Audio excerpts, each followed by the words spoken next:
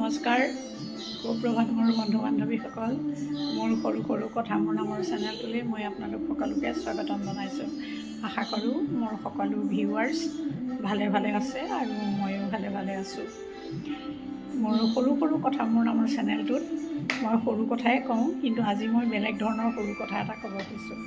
আগতে মই এটা ভিডিঅ'ত কৈছিলোঁ যে আমাৰ যেনেকৈ বজাৰত গেছৰ নাটনি হৈছে, তেনেকৈ যদি মদৰ নাটনি হ'লহেঁতেন, ৱাইনৰ নাটনি হ'লহেঁতেন। সঁচাকৈ সেই বাতৰিটোৱে কালি পালোঁ। সঁচাকৈ নাটনি হৈছে, মদৰ নাটনি, ৱাইনৰ নাটনি, বিয়েৰৰ নাটনি। আপুনি ভাবিব পাৰেনে? কিন্তু হয়, হৈছে। বিয়েৰৰ নাটনি হৈছে। ক'ত হৈছে জানেনে? আমাৰ অসমত নহয়, হৈছে আমেৰিকাৰ বষ্টন চহৰত। কিহৰ কাৰণে হৈছে?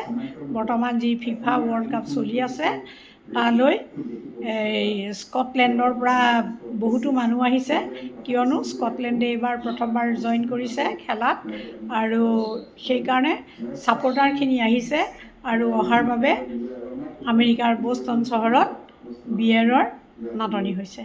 ধন্যবাদ।